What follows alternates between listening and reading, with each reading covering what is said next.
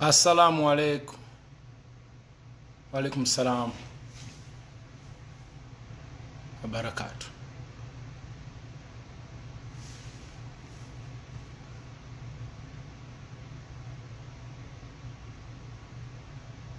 Nsanyuse nnyo okubala mwenna abali wano. Mwebale nnyo okunninda, mwebale nnyo okwerekereza akadde ne mubaako wano. Ntwala akakisa kano okwebaza abantu bano wammanga nga sinnabagenda mu maaso. Nsaba okwebaza jjajja w'Obusiraamu Oweekitiibwa Nakibinge va Ekibuli. Weebale nnyo ssebo omulimu gw'okoze mu mbeera eno. Obubaka tubaye tubufuna. Nsaba okwebaza Sheikh Kasule Ndirangwa ne ttiimu yonna ya Supreme. Mwebale nnyo, mwebalire ddala omulimu gwe muli mu kukola mu mbeera eno. Sheikh Kiti ne ttiimu yo yonna nammwe mbeebaza ssebo. Nsaba okutwala akakisa kano era okwebaza Oweekitiibwa Katikkiro wa Buganda olw'okuba ntosobodde kutuula mu mbeera bw'eti. State House kankitwalire Geno kubanga tunafunye essimu okuva mu State House ku mbeera eno, era nabo nga tebaagala egende mu maaso bweti, era nabo ne batera ne basuubiza nti bakola bwezizingirire okulaba nti embeera eno ebeerawo.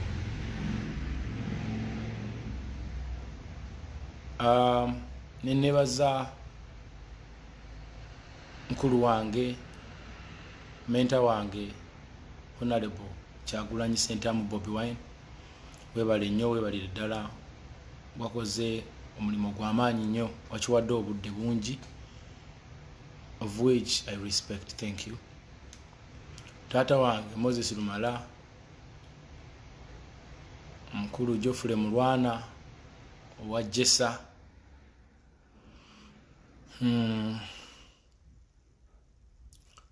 Sheikh Fahad kuve Canada, webale omulimu, Ali Mawale South Africa,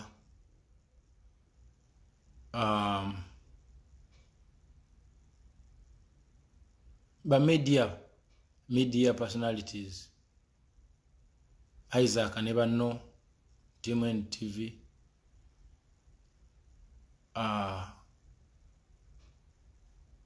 Faizo NBS, mwebale n'abalala bangi nnyo. Munansonyiwa gwe mbasobodde kumentioninga. Akadde tetulina kangi nga bw'omanyi nti abantu bafissawo obufissa akadde kano katono kubanga abate baddamu bakola emirimu gyabwe. Nsaba mbeere brief olwaleero, naye nga njagala okubakakasa nti ndi mugumu. Nsabye nnyo, I've been praying. Nsabye. Mikwano gyange abadde bancheckingako everyday. Mbwebaza nnyo, mwebale nnyo, mwebalire ddala, and don't stop because I need your help. And mikwano gyange bafaani bange badde bansindikira message nnyingi nnyo mu inbox. Bali mbakakasa nti message ezo ze munsindikidde wadde mbadde sinnakuddamu ziyambye kinene nnyo mu mbeera eno. Nange ng'omuntu osanga mwandibadde temundabako essaawa eno olw'ebirowoozo ebingi bye nali ntandise okufuna nga tebimbuulira kukola bintu birala. Naye tudde wendi era ndi mugumu nnyo. Mwebale nnyo, mwebalire ddala. So gwe sisobodde kwebaza mu ngeri eyo, temukitwala bubi, tambuliraawo and protocol observed. Kale bannange, ekisusa okundeeta wano kiri kigambo kimu: cease fire. Cease fire for now. Olw'ensonga nti embeera ebadde egenda mu maaso, nasabiddwa eyimirire ku lw'obulungi bwaffe ng'abantu ate ku lw'obulungi bw'obusiraamu n'eddiini zonna. By the way, nebaza abakulembeze b'eddiini abatali basiraamu abantuukiridde, mwaŋŋambye nneme kubaatula for now, naye nja kubeebaza nga tumaze okumalira ddala embeera eno. Mwebala okuvaayo ne muyingira mu bintu oba oliawo bye mwandirowooza nti tebibakwatako naye mubiyingiddemu ne muŋŋamba kimu oba ekirala, nammwe nja kuba recognizinga ku lunaku luli ng'ate tumaze okumaliriza ebintu byonna. Sabantwala kakisa kano nebaza ettiimu Kenzo yonna gye muli mu mbeera eno nga mwe mwakitegeererawo nti this is a sensitive matter.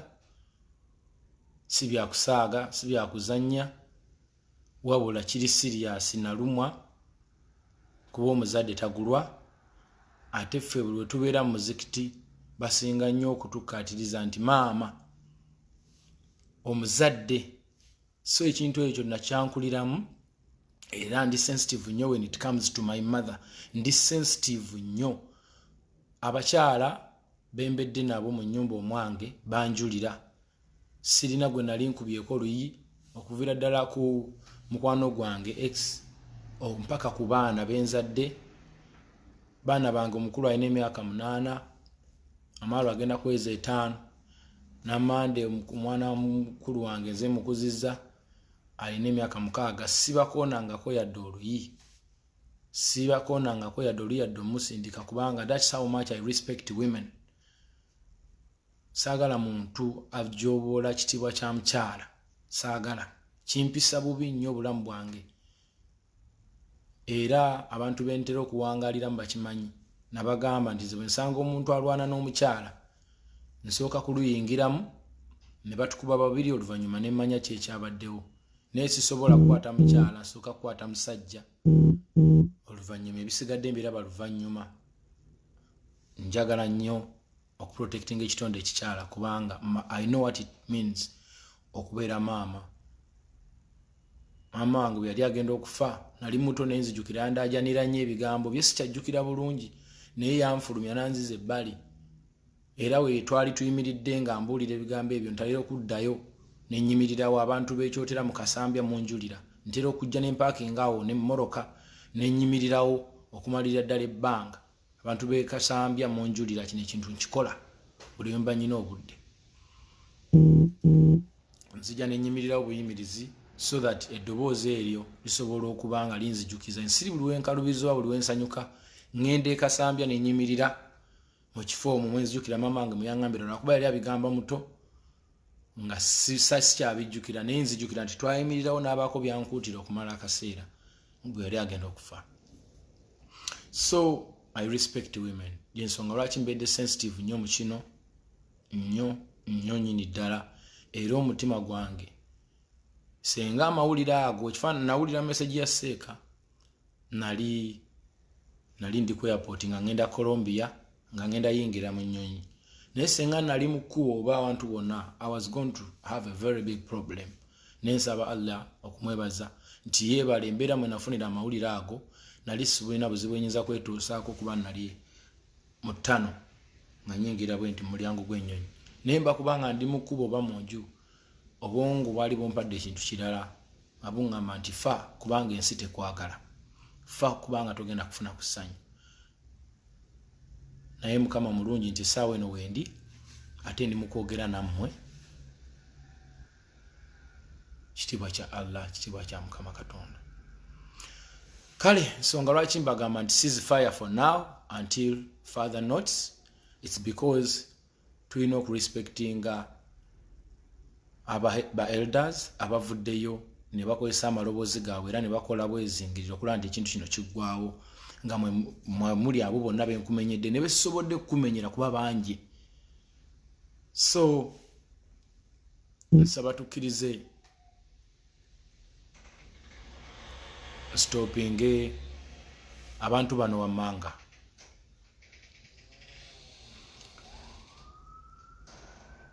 Tiimu Kenzo mwe bensookerako ceasefire. tutambulire ku hashtag it's good to apologize.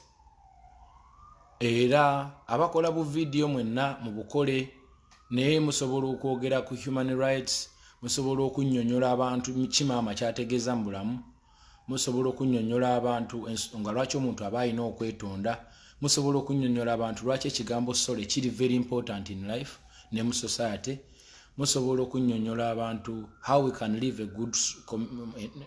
in a good community, musobola okunnyonnyola abantu bangi nnyo mu mbeera ey'enjawulo.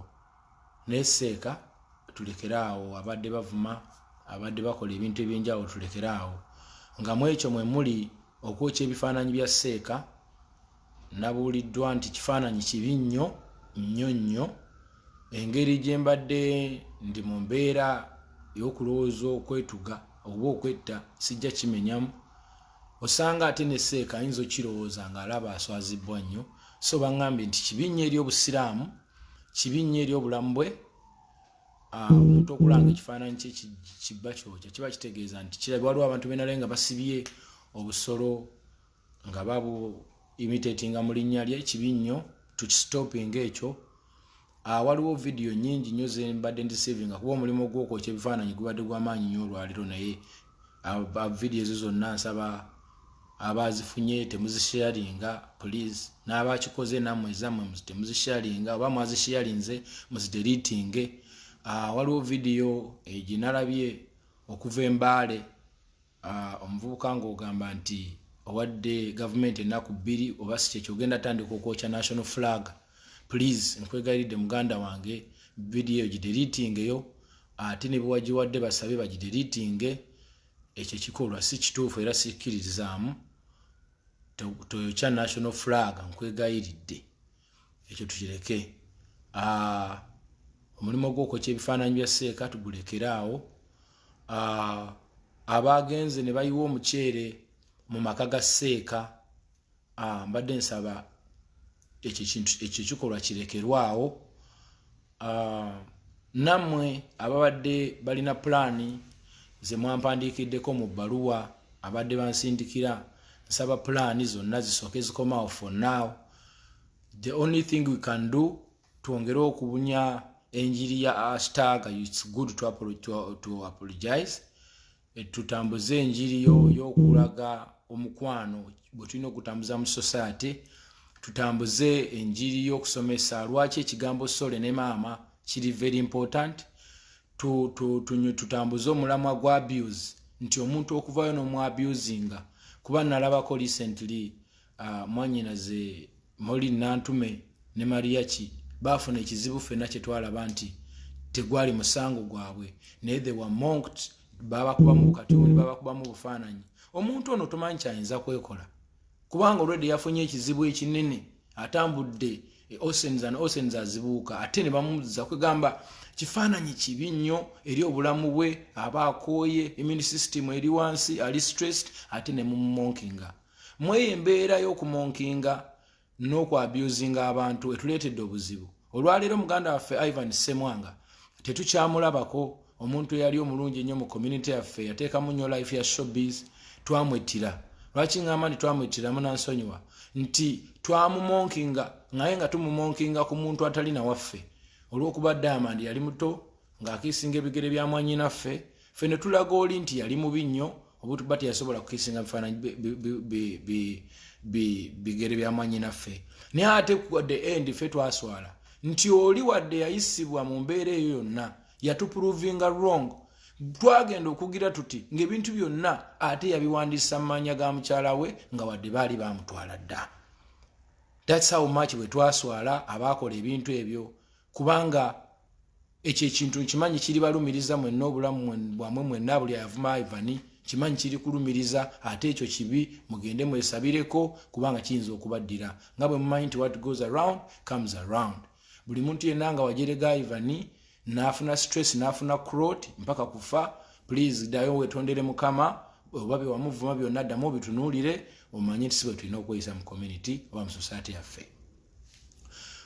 Leero tetulina Mugenzi Radio olw'ensonga nti kyamusukkako n'abeera depressed, n'avaayo mu community n'atandika okuyomba n'abantu nga n'atandika okukayana nga mukirabira ddala nti depression yeeri mu kukola kino si yeeyo oli gwe mwali mumanyi wabula there is something behind this, you know? Kale mbadde nsaba mbabulire nti muze mukola damages nyingi nnyo ku bulamu bw'abannayuganda, naddala aba entertainer bangi batufuddeko.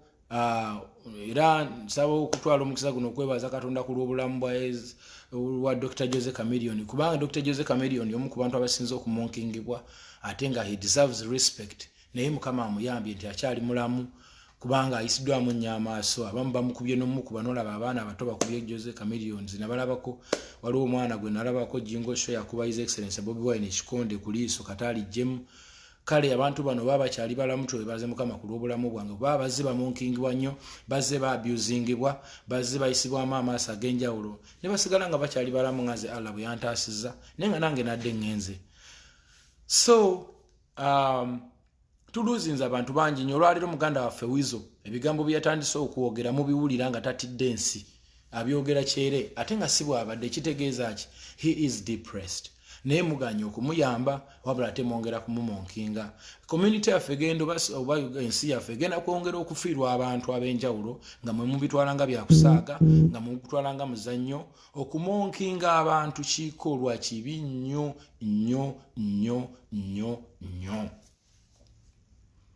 So fa abantu abuse tumanyi gikola ki gihandolinga abamu nti oyinza okungamba ebintu bina kubanze nvumiddwa okuva lwe natandika mpaka wano teri kye mutanvumangako, ebimu ne kubya seeka byanvumira mu abinvuma. Naye lwaki nali actinze nnyo ku seeka nti namenyesa omutima olw'ensonga nti omuntu gwe mbadde njagala ennyo kuba seeka mukwano gwange olunaku lwe nakoma okwogera naye ku ssimu twalina ku vidiyo ne munyonyola n'ensonga zeekaseka n'angamba edito faayo tujja kuyogerako era tujja kubimala nga nkusisinkanye.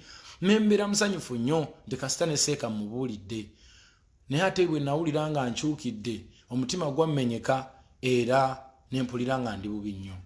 Nsabye nensaba naye nga buli wensaba obusungu bweyongera bweyongezi, buli wensaba obusungu bweyongera, nensoma dduwa obusungu bweyongera.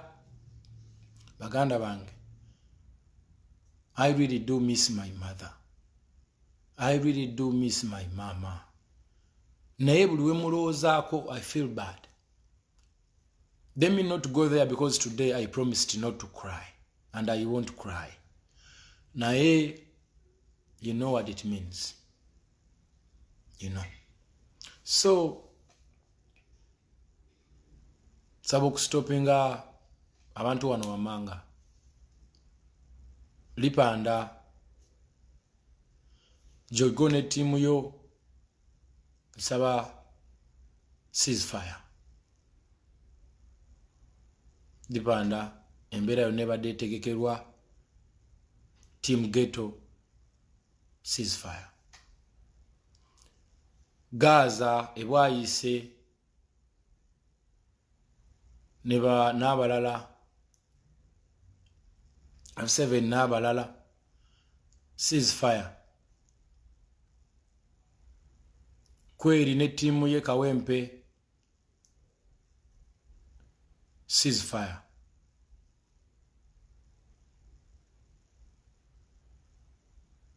Yanga Mandela mu Kisenyi ne timu yo ceasefire. Kenzo diehards ceasefire. Atuoki n'abaana be ku stage 40 ceasefire.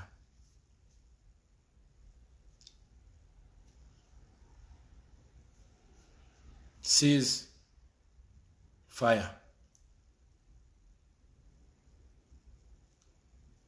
Team People Power for Life Makerere Nankulabye ceasefire.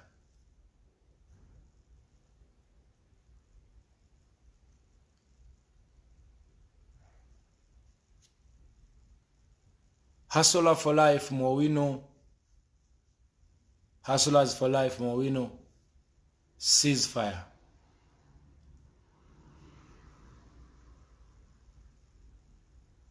Natete ku East Super Nyamba ontwaliro obubaka obagambe nti ceasefire. Ceasefire.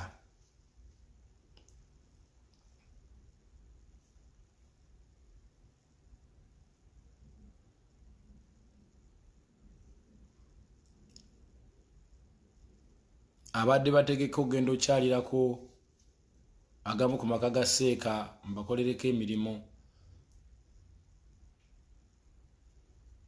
Kazo United Emma ngambira abakyali bonna nti ceasefire. Ceasefire.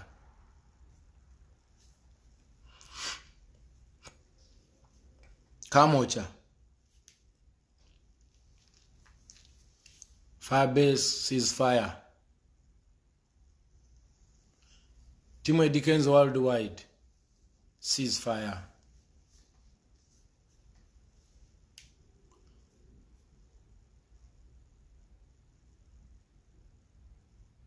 Ceasefire. Bachali banga be mulago ceasefire.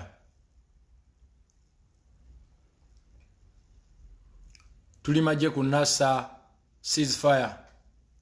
Jordan Team Majestic ceasefire. Yajja Luso, Mark Luso ne bachali baffe bonna bagambe we ceasefire for now. N'abalala bangi nnyo bachali bange mwenna abanjagala mwenna bemanyi ne besimanyi naye nga namwe mbadde ne pulaani ceasefire. Mobs ebaluwa nagirabye leeti ne munansonyiwa mbadde nyina inboxes nyingi. I saw it late ne nagirabye mwebala okufaayo n'entegeka zonna ze mbadde mulina. Please ceasefire. For now, until further notice, as I was told by the elders, to cease fire until further notice, tutambulire ku ekyo tusoke tulinde tulabe kye kinavaayo ate mu nnaku ezijjako awo naddala bwe naaba ntuuse ku lunaku olwokubiri. Ne for now, tusobola osigala nga tutambuza kitaaga yaffe mpola mpola. It's good to apologize. Musobola osigala nga mukyakola live videos zammwe and discuss about this issue in a good way. We can still ask our sheikh to come out and apologize in peace. Tumukwate bulungi. Nasabiddwa nti tumukwate bulungi mu kitiibwa kye, tumukwate bulungi era nga n'abakulu we bakola omulimu gwabwe. Saba okwebaza abayimbi bonna abavuddeyo ne mugikwataganya, mwebale nnyo. Aganaga ndio team ceasefire. Mulo ne team yo ceasefire. Saha ne Kigungu yo ceasefire. We ceasefire for now. Let's see how it goes. Buli kimu kigenda kuba bulungi. So ceasefire for now. Tutambuze today tukole emirimu gyaffe nga bwe gibadde normally until further notice. Bwe kinaaba kiganye, I will come back okubaako engeri gye mbabuuliramu, naye bwe kinaabeera kiteredde era I will come back tusobole okuba nga mbali organizinga mwenna abalwanya olutalo luno, naddala abantu abavudde mu nzikiriziganya ez'enjawulo abatali basiraamu naye nga mwenyigiddemu abakulembeze b'eddiini ezo. Nja kubalikaga munansonyiwa wadde temwagala exposure naye nja kubasiima kubanga kino kiraga bwitubulamu, kiraga unity okuba nti ate namwe temwatudde, kiraga unity y'amaanyi nnyo. Mwebala okunsindikira ebbaluwa nazifunye era nazisomye, wadde abamu saasobodde ziddamu kuba nnyingi naye mwebale. Era njagenda nziddamu mpola mpola kuba kati ngenda funa obudde ate obuziitamu ennyingi ennyo. Mwebale kusindika bbaluwa ezo era zantaasizza nnyo. Yensonga lwaki mundaba kati ndi nnyina amaanyi era njogeza maanyi. Mwebale nnyo, mwebalire ddala bantu bange. Ndi musanyufu nnyo nnyo nnyo. Mwebale. Nsaba okutwala akakisa kano okwongera okutegeeza nti munnange tetuli boononefu ng'abamu bwe mbadde mukyogera, tetuli ba hooligans nga bwe mbadde mukyogera, no.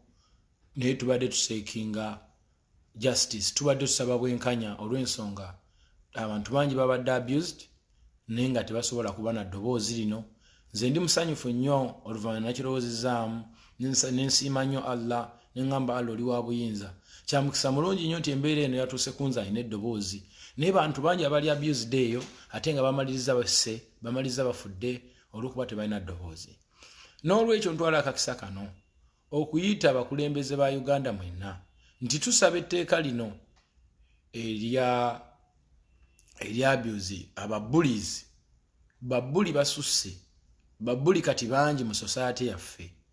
Abayimbi mukimanyira muyinza okunjulira, osanga omuntu n'akugamba gwe Kenzo kyotuyitako ffe abawagizi bo, naye nga bambi gwe osanga abantu buli kaseera oyita ku bantu oluusi tomumanyi namumanya naye yakumanya. Mufo kyandize nagamba muganda wange nkulamusizza ate yagagwe kati lwaki otuyitako ffe abawagizi bo, ebintu ebyo bituluma. N'osanga omuntu n'akugamba jangu obuuze ku baana bange, jangu wekubye ekifaananyi n'abaana bange, gwe ova eri gy'oli ojje wano wekubye ekifaananyi naye. Ebintu ebyo bituyisa bubi baganda baffe. Buli muntu asaana ekitiibwa kye mu ngeri ye. So tulumwa nnyo, ebintu ebimu bituluma. So embeera etambudde nnyo ku mikutu okwo ng'evuma ng'evvoola ereetedde bannyinaffe abamu okuba nti baliivinga obulamu bwe batandiriivinze. Tudde tulina Kyandiru ali mu mbeera bw'etyo olw'ensonga she was abused by us, the same people who were abusing me today on Facebook, on wherever. Mmwe mwennyini abali mu kuabusing Eddie Kenzo, mmwe abatuusa Kyandiru waali, abatuusa Ivan Semwanga waali, abatuusa Wizo Gitulaba agenda kati, abatuusa Moze Radio wetumulaba ali kati, abatuusa okuba nti Desire essaawa nabeera mu America takyabeeraka, omuntu yali akola omulimu omulungi, yayimbanga ennyimba ne muvaamu enkaamu neyamba gavumenti, kati ali mu America.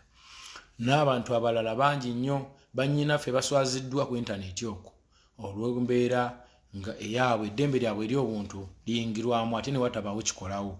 Nze ndowooza twandibanditeddewo etteeka ng'omuntu bw'ashalinga ebifaananyi bye ebiri nude ku mukotu gwe, oyo yennyini gwe basooka okusiba eyasheyalinze. Senga osheyalinga ku mukutu gw'omunno ng'ali bwereere osibwe, ffenna tukirabireko ng'ekyokuyiga. Naye bwe tuba tutunuulidde embeera eyo ne tugireka bulesi, abantu bavaayo ne bajja ku live nga kwendi, ensi yonna eraba ne bakaasinga. Oli naawe mula ekigambo ekinene. Abaana ennaku zino abato balina amasimu, baana babeera ku YouTube, ne tubanga tusanze nti babbuli kati betuwadde obudde, babbuli abajja ne bavuma abantu betuwadde obudde mu society yaffe. This must stop because Uganda has intelligent people, Uganda has smart people, Uganda has people who can build Uganda in a good way. We have a lot to talk about. Why do we need to give bullies time and power to take over our country? Why? Abantu mwegendereze nnyo. Abantu avayo na abusinga ekino ekintu sisobola kistopinga kati. Ne bwe tuba twekwatidde wamu nga bannayuganda, we can stop this.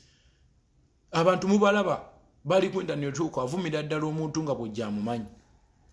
Okiraba embeera eyo nsaba ekome, era nsaba gavumenti eveeyo ekole etteeka erikakkalye nnyo ku kikwatagana n'okuvuma abantu naddala ng'oli talina kyakkoze. Sweden, ababeera Sweden mukimanyi bulungi, bw'ovuma omuntu n'agenda n'akuwaabira, gavumenti ekukompensatinga and then ye n'afeezinga charges ate era n'asasula ne ssente ezo oluvannyuma senga omusango guba gumukiridde muvi.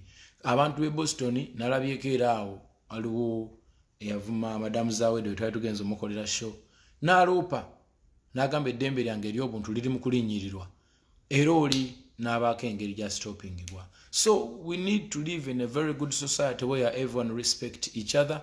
So mbale saagala mugambe nti abantu ba ghetto oba abantu ba Kenzo abamuwagira tulina effujjo lingi ensonga lwaki ebintu bino tubitutte ku next level. No, bambi nabadde abused ate nga we believe nze ne bannange nti it's not about me, it's about all of us. Wali abantu bangi abatalina ddoboozi abali abused ate ababa abusinze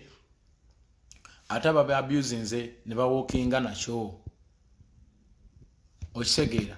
So today embeera eyo etambudde eri mu society yaffe nyingi nnyo mbadde nsaba tukikoleko mbadde nsaba ku ssaawa eno nga tuli ku live eno tukozese omukisa guno osanga Allah yagutuwadde kutereza ggwanga lyaffe nsaba twekolemu omulimu oba nze n'abantu abali eyoba organizations twekolemu omulimu to making awareness about bullies who are taking over our country essaawa yaleero tulina ba bullies abakyenyumirizaamu ennyo nga bo babbuli bavaayo ne babulinga abantu openly ate ne watabawo kibakolwako so leero we need to stop it otherwise abaana abali mu masomero n'abavubuka be mulaba abali ku internet essaawa yaleero abafuukidde abantu obuzibu bavaayo ne bakubawo ebigambo ebinene bayingira mu business ezitali zaabwe buli kimu bakiyingiramu kubanga tulina internet etuuka ku buli muntu we need to control this internet how are we going to control the internet ng'omuntu bw'ovuma muntu at least oli ne bw'aba takuvuddeeyo naye oli bw'alaba nga waliwo avumye munne ebivumo ebitali bituufu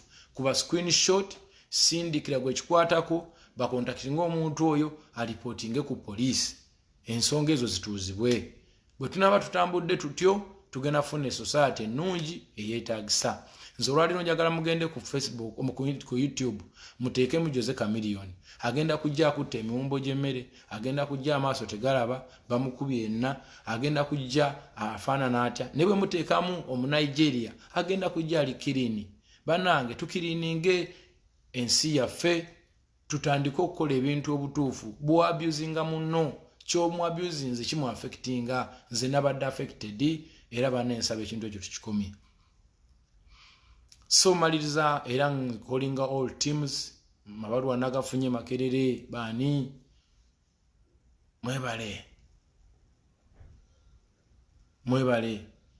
mwebale nnyo mwebalire ddala amabaluwa nagafunye nsaba tukkirize tusizinge fire for now mwebale nnyo okulaga Uganda nti this is a serious matter. It's not about relationship, but it's all about human rights. It's all about dembe lya buntu. We need to live in a good society. Mwebale nnyo mwebalire ddala bannange mwebale. So nsaba ntonda kakisa kano njogereko ku mbeera ya Sheikh Muzaata Sheikh muto seeka oyo mukwano gwange ndudde n'emyaka mingi era nga seeko yansomera ddwa gumwalabye ku bukedde agambye nti baatuwoowa naye nga bw'omanyi simanyi oba seeka yeerabidde bwerabizi simanyi oba seeka kitu kidogo yakoze omulimu gwakyo naye nga seeko oyo nga ndayira mulilla alla okunzijjako buli kyennyina nesigala nga ndi bwenti buyinike Sheikh Muzaata ne seeko omulala omugwe saamanya ani yamuleeta oba yava ku saidi ya mukwano gwange oba seeka yennyini yamuleeta baatuwoowa ne mukwano gwange era nenkwata enkoko nenjiwaayo omuko gwe nagiwa mumanyi sijja kwagala ku exposinga family mannya era n'omuka kimanyi nga ze naavaayo n'alayira mulilla nga alayira ku linnya lya Allah baatuwoowa naye kambabulira okuwoowa okwo kwali kutya okuwoowa okwo twali tugenda kusala akiika ya mwana waffe ng'aweza emyaka 2 ne baŋŋamba nti tetusobola kusala akiika nga tetuli bawoowe tekikkirizibwa mu busiraamu ne ŋŋamba naye mbadde nsaba nze tukole ekintu ekinene kuba nze mmanyi mbadde muntu wakwetegeka era kyekindeetedde obuzibu buno bwonna mbadde muntu wakwetegeka so ne baŋŋamba tekijja kusoboka emikolo girina okutambula kubanga abantu baali bayitiddwa ng'eddiiro lijjudde ewaka bantu bangi bazze mikwano gyange ne mikwano gya saidi ya mukwano gwange nga bangi nga kwe kuli ne famire yange ne famire ya mukwano gwange nga bonna abantu bajjudde mu ddiiro nenemereyo mu kisenge ne mbagamba nze sigenda kukikola olw'ensonga sirirede ne baŋŋamba ajangu tukikole era bwe twatuuka ne tutuuka ku nzikiriziganya egamba nti tukwate ettiimu y'abantu abeewange nga mwe muli Hajati Emmengo omukyala eyankuza nga mwe muli mukulu waffe omukulu mu family Emmengo nga mwe muli ne Hakim Kalamaji mukwano gwange eyanzimba mu kitone kino yantambuzanga okugenda mu bitundu ebyenjawulo nga ntumbula ekitone kyange by the time of struggle naye yaliwo ku saidi yange kwaliko abantu abo 3 then ku saidi ya mukwano gwange kwaliko family ye sister we anti wo omulala omundooza n'omuko n'abantu abalala twali abantu ndooza nga 10 something mu room omwo. Twavaako mu bantu abangi mu ddiiro ne tuddako mu room ne tukola omukolo ogwo kubanga nali saagala gufulume. Nagamba tukikole ku lwa Allah, naye mbadde njagala nkola ebintu ebirala public byemanyi kuba tuli ba public figure. Ekintu ekyo twakikola mu lillah nga ndayira nti Allah yantonda okunzijako buli kyennyina. Twagukola neseeka kyavuddeyo n'ayogera nange kinshookinze kubanga sheeka abadde munnaffe nnyo. Wabula sijja kunenya seeka olw'ensonga nti ensi mugimanyi ekyukakana n'obudde, ate n'abantu oluusi beerabira oba oluusi kibayinza obba wakiyinza obakyusa, naye tumutwalire awo tusaba Allah amusaasire nange ansaasire. Ekyokubiri, nze ne munnange simulinaako buzibu, twamuta mirembe, namuta mirembe, mu mirembe ne tuteeseganya ne twogerezeganya ne tuteesa ku mutima ngeri gye tuli nti twawoobwa ku mutima mu lwalilla. Era bwe nali muta natamulilla, nafukamira, omanyi nze nzikirizibwa nnyo mu kusaba, nafukamira nensaba ensoma dduwa ne ngamba Allah saba nkole decision esinga okuba nti yentuufu. Nagisaba eyo dduwa emirundi mingi nnyo, era ne bwe nagenda ku Kaaba ensonga eyo nagiripotingira Allah ne mugamba nsaba ompa amagezi nkole decision entuufu mpaka bwe mulaba embeera eno weeri. Kitegeeza nti munnange wadde baatuwoowa naye sirina kyemubanja, sirina kyemubanja, era njagala Allah amuwe obufumbo bw'emirembe. Nsaba munnange mukulu Hamza bw'obanga owulira oba olaba, nsaba omukyalo oyo omwagale. Nze sirina kyemubanja, sikukiikira nsingo, nsaba okuma abantu bange bulungi kubanga kati bali mu mikono gyo. Nsaba okuma omwana wange ne maama we n'abalala bonna b'ogenda okulaba abagenda okuva ku sayidi ye. Alina famire ennene okuveera ku sisita we n'abaana be. Bantu abo bantu balungi nnyo, they are a blessing, balimu omukisa mungi nnyo bw'obalabirira obulungi, balimu omukisa gw'amaanyi nnyo, era nga byebimu ku binyambye okuntuusa wendi. So please feel free, enjoy yourself, don't mind what people say, just being a good family. Mweyagale, mbagaliza omukolo omulungi mugunyumirwe. Ndi wamu nammwe mu spirit nga ndayira mu lillah nga nti Allah sibalinaako buzibu. Sebyo byonna mukuwoowa batuwoowa bakola ki mukyerabire. Nze omutima gwange gwakkiriza nti omuntu wange agende yeeyagala emirembe, so sibanja. Era tewabaawo ababanja ekintu kyonna, nze bwe mba nzikiriza, nze yatoola amahale, nze agambye sibanja. Mwebale nnyo, mwebalire ddala. Okiraba. Ekyokubiri, mu mbeera eyo bwe twali mu mbeera eyo bwe twali tuteza omuntu kyayinza okugamba omuntu ayinza okubanja certificate naye certificate teriiwo olw'ensonga nti twali tulina okugenda tukole ekinene mu muzikiti. So kino twakikola awo ku lwa Allah tusobole okukola akiika egende mu maaso kuba Allah ebyempapula tabimanyi. Allah amanyi nnyo emitima gyaffe, Allah atunula munda. So certificate abagibanja eyo teriiwo, naye nga amazima gali nti baatuwoowa. Wabula baatuwoowa naye ate sibanja kintu kyonna.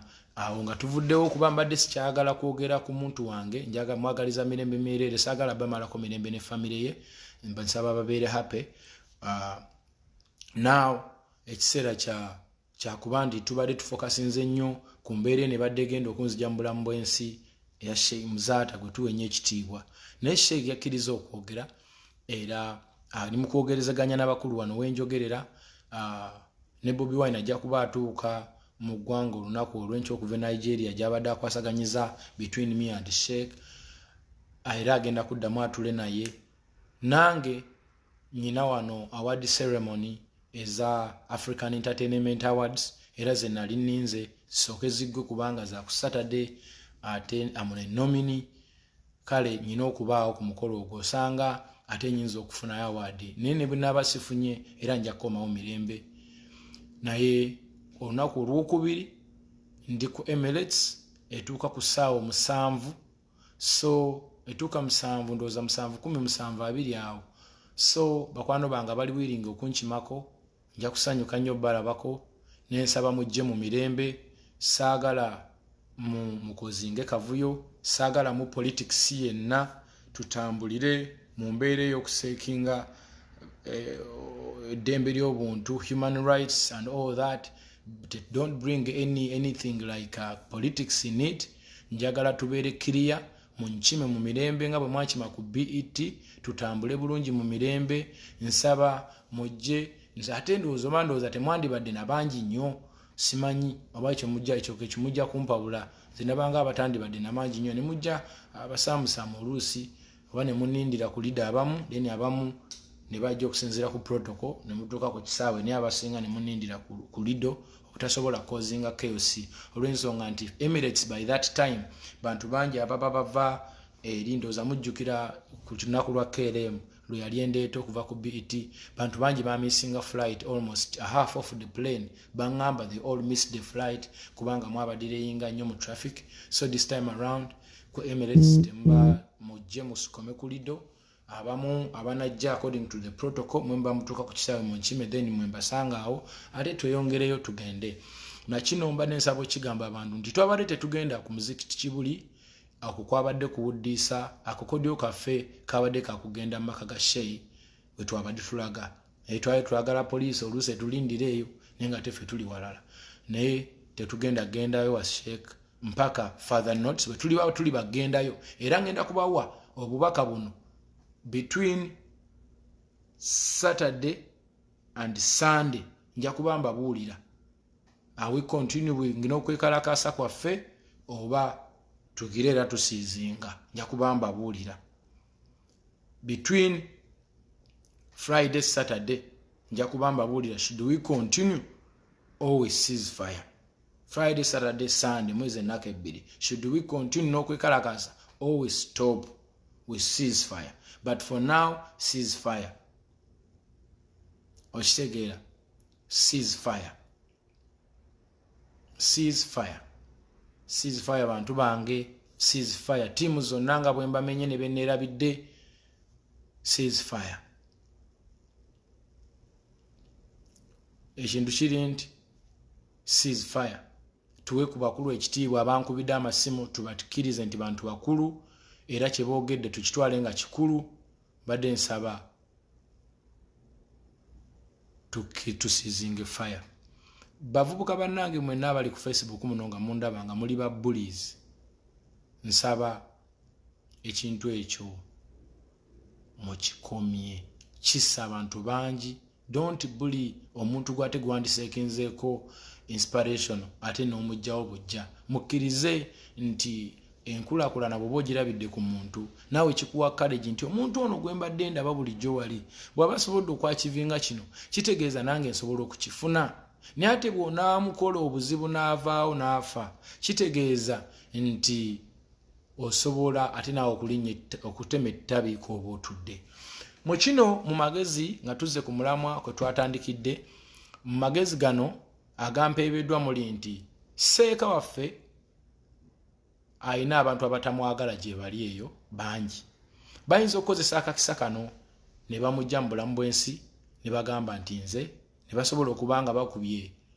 ejjinja limu ne bakuba ebinyonyi bibiri seeka n'agenda n'azaawa ate nange nenfiira mu kkomera eruzira okusinziira ku kibadde kigenda mu maaso so ne baŋŋamba nti n'olw'embeera eyo tusooke tusizinge fire era nsaba seeka waali tambula nga weegendereza nnyo abantu abatebesimanyi basobola okukola ekikyamu bagambe nti nze so mba nensaba seeka oba osobola okufuna obukuumi bwonna kuumi bufune ffe nze n'ettiimu yange tetulina kye tugenda kutuusaako okwekalakasa tukusizinze fire for now so tetugenda kukola kintu kyonna mpozi era ne kusaidi ya seeka ne bagamba nti abantu abataagala era seeka oba abatanjagala bayinza okujja ne bakolako ekikyamu kirabike nga tiimu seeka bane seeka naye alina abawagizi be bangi bayinza okuba nga be bantuusizaako obulabo obwo so n'olw'ensonga eyo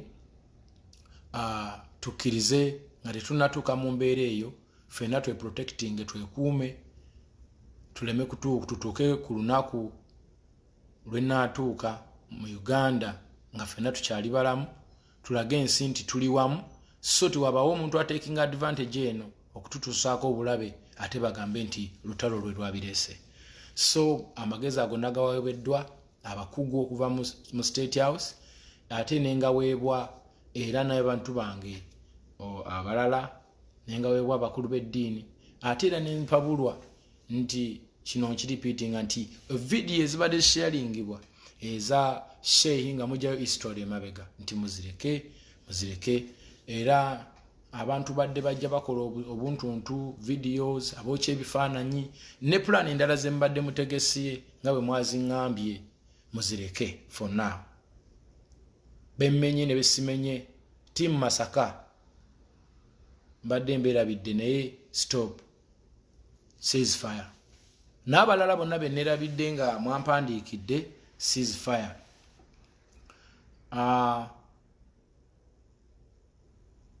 Era ndooza mpunzike kubanga kirabika nyinza okuyitawo wennyini okukoma, naye nsaba Allah buli omu amuwe essanyu, abasiraamu n'abatali mwenna mwebale nnyo omulimu gumwakoze, mwebale nnyo okuyimirira mu kintu kino. Neyongera okwebaza Minisita Lukodo n'abantu abalala bonna nga bwe mbamenyeza Excellence Bobi Wine, Oweekitiibwa Charles Peter Mayiga, Shendirangwa Sheikh Muhammad and Abdulweli of Weli Travel, abantu bonna bannange ba bloggers abe ku internet abasobodde olwana olutalo luno, mwebale. Ensi yaffe bwetyo bweyina okuba. Mbadde nsaba ku buli cause etwalibwa slightly nga y'amaanyi tuvengayo ffenna, era ndowooza nsaba Mwami Kakensa, MC Moze, twatandika ekibiina kye bayita One Uganda, naye nga tetutegeeza ya FTC wabula tutegeeza twagala kukola ekintu kya Uganda eyawamu nga tutandikira mu diaspora London, bwe twagala okuwunitingira bannayuganda nti tuwalaŋŋana nnyo, twewalana nnyo, twagala terezaamu kubanga Abanigeria batuyiseeko nnyo nti ne bannaffe Abanatanzania be tubadde tusinga emyaka gyonna ate nabo batandise okutuyitako nga bwe mbalaba. So ekiseera bannayuganda ffenna gye tuli tuddemu twekuŋŋaanye tukulaakulanye community yaffe y'Ekinnayuganda kubanga abantu bali mutuyitako. We are so inspired by Nigerians in United States and United Kingdom okuba nti basobodde okuba nga bajjuza zaalena, beekozeemu ssente, beekozeemu omulimu, beegaggawaza, naffe tusobola okukikola ekintu ekyo. It's not too late. Era twatandise One Uganda UK diaspora, so kigenda kuva mu One Uganda diaspora kidda ate mu One Uganda yonna nga sikya eri ya FDC gye mumanyi eya politics wabula eno ey'obwaluse Luganda. Twagala ejoiningibwa abantu as many as possible nga buli omu asobola contributinga mu kintu kibayita unity, tuzimbe Uganda eyawamu eyegombesa, tutandike okuddamu okutambulira mu mbeera ennungi. Kale nammwe mbeebaza Jeff ne tiimu yo ne Mr. William of Pier 1, mwebale nnyo omulimu gwa unity, mwebale nnyo, mwebale ddala. Sobola kumentioninga amanya nenga malayo. Abantu be Boston mwebale nnyo, Maama Makula Joga webale. By the way, mbajjukiza petition eyo ya Maama Makula. Petitions nyingi eziri mu kusayiningibwa okusobola okutwalibwa mu bitundu mwe zinolaga, nensaba muzisayininge. Nalabye ku ya Maama Makula Joga ng'ebulako ebintu abantu bina byokka okuba nti nno eggwayo, era ngenda gibasharingira ndowooza musayininge petition eyo just in case eggwe esindikibwe weeyina okulaga so that ebintu bino biggwa mu mirembe mu nkola ennungi. Mwebale nnyo bantu bange, nsaba abavubuka bannange twekolemu omulimo okukulaakulanya ensi yaffe mu bulungi. Mwebale nnyo, mwebalire ddala. Nsiima nnyo Kyambogo University Amusore mbadde mbeerabidde naye Nuwa ne Bachalibo baluwa mwebale naye ceasefire.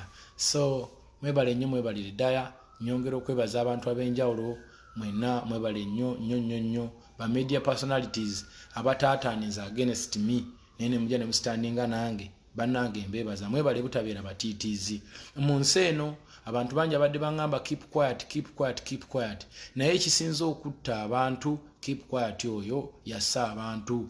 We keep quiet wekyetaagisiza, but too much of anything njagala tukkirize bantu bange it is bad. kubanga bino bye mugamba omusajja takaaba nnyo totubulira nnaku yo omuntu oyinza otya okungamba totukuba nnaku yo lwaki I'm running to you to seek for help atongambe tonkuba nnaku yo imagine ng'omuntu ajadduka please help naga tonkuba nnaku yo that ekintu ekyo kiyinza okukutula omutima so please ebyo bigambo mubikomye omuntu ogamba otya muno nti totukuba nnaku yo ng'ate avuddeyo akubuulire abasazeewo okubeera abagumu bafudde namba nasomye ku article ya Moze gye nasharinze ngegamba nti research eraga nti abasajja bafa nnyo olw'okuba ekintu ky'omusajja takaaba omusajja takola ki omusajja takola kino abasajja bali mu kufa each and every day because of that so nga ate n'abawala nabo bafa olw'ensonga nabo babagamba nti beera omukazi acting ng'omukazi beera omukazi omugumu beera omukazi oyo alina akantu akalala akato munda senga takaleting out asobola okufuna obuzibu bamanze enyongero bagamba nti cry where you can shout so hard oba kyekikwetaagisa okubeera relieved ng'olina kuwoggana oba please do before you burst. Please do before you burst. Ebintu bino byonna bibi zinadde njogerako ne mukwano gwange ali mawale era muwadde shout out nenze ne ali mawale nga tetunaba kutuuka ku nzikiriziganya twasoose kwetwala nnyo ebigambo byetwayogedde byadde bingi ku simu okwo and I mean it naye twagenza omaliza ate nga tuli wamu mu ebimu ku bigambo byasinze okumbuulira ebinzijjako nnyo waya yaŋŋambye nti omukulu tasobya ekintu ekyo nze nkimenyawo omukulu tasobya senga abatasobezza naye omukulu senga abasobezza badde nsaba tukkirize nti eba B eba B C eba C terikyuka nga bwe kiri nti ebintu ebyo tebikyuka lwaki ate reality tugikyusa nitandika ogisugarcoatinga let's not sugarcoat the reality omukulu tasobya but when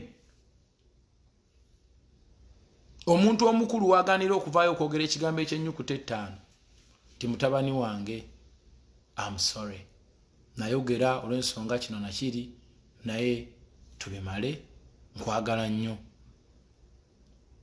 kika simple as that nsedde mu mirembe bw'aba aganya okikola kiba kitegeeza nti naffe tuba tulina okukozesa obuto bwaffe ate ne twerwanako so mwebale nnyo obutaba batiitizi mwenna abayimiridde nange era mbakakasa nti bw'obanga ofunye ekizibu ng'owulira ekyetaagisa kuvaayo n'okyogerako please oba babuyita buzina muto eby'omusenge tebitotolwa yes tebitotolwa naye ebiriwa kubanza ebizibu byange n'emukwano gwange byonna sinza bibabuulira ate nja babuulira saagala muntu avuma mukwano gwange njagala mumuwe emirembe muleke abeere mirembe temukikola kubanga takisaana she doesn't deserve it. She's with the right man mukama gwe yamutondera yoyo zo lugendo lwange lwakomaawo ate nze ne mukwano gwange njagala obategeeza nti wadde munaatwogerera ebigambo bitya but she will always be in my life agenda kundeeteranga omwana mulabeko ngendeyo okumunona mu bujjanjabi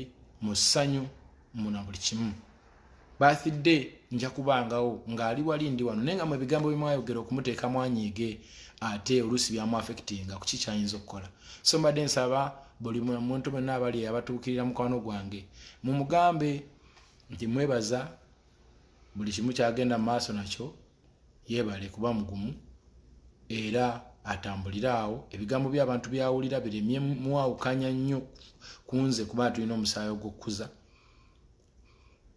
nange bwe ndiba ntuusa ekiseera nga nzizeemu okwogerezeganya naye ate ndiba musanyufu nnyo nga mpadde akakisaako okwokusobola okuba nga tusobola okuza omwana waffe wamu ekikwataga abagamba nti enju mwe yali ate yayagalira omuntu munju yakola biki nze namuwa olukusa olwo namugamba ennyumba eyino yiyo n'omwana yiyo mubeere wano wammwe mpaka lwe muliwulira nti nno buli kimu kiryokke ekyo nakikola okuva ku ntobo y'omutima gwange era siri munyiivu era sibabanja buli kye yakola yalina okukikola kubanga yafuna permission. Mwebale kankomaawo naye nga mwebale okulwanirira eddembe ly'obuntu nsaba tugende mu maaso nakyo kino kye mbagamba nti ceasefire sibagamba nti don't say anything hashtag yaffe ya it's good to apologize nsaba mutambule nayo buli wookola posting opostinze take akantu. It's good to apologize. Hashtag it's good to apologize. Let's make that hashtag viral so that that hashtag can help us in so many circumstances. It's going to kujja mu future. Because in some organizations is veyo, government veyo, parliament veyo nayo, buli muntu aveyo, asobole okubanga alwanisa embeera enessa abantu baffe ate ab'omugaso. Kubanga abantu baffe bangi bafudde. So please tulwanise embeera eno. Mwebale nnyo, mwebalire ddala. Nyongera okubasiima mwenna abenjogeddeko ne besoogeddeeko. Nsembayo n'ekigambo kimu nti cease fire, era mwebale okunyibeereramu, mwebale okumbeererawo, mwebale okunwanirira, munterezeza. I will keep serving you. In fact, nafunye na idea olw'ensonga nti Mukama yampadde obuvumu nensobola olwanirira ekitiibwa kya maama wange okutuuka ku level eno. Ngenda kuyimba yakayimba nga bakayita Kong's Mama, nga nkulisa maama wange okuzaala omuntu omuvumu, okuzaala omuntu omugumu ateeteririra olw'ebigambo by'abantu, n'asobola okuva alwanirira ekitiibwa kya maama we. Nze nkimanyi maama wange yafa naye alina waali alaba buli kyenkola. Teyandibadde musanyufu nga bamwabuzinze kutuuka ku sseeryo okumwagaza omutabani ate nange nentuula butuzi neŋŋamba akansirike. Yandibadde tali proud, but I know she's so proud today olw'ensonga nti mutabani we asobodde okulwanirira ekitiibwa kye, and I know my mother right now, she's respected buli wamu.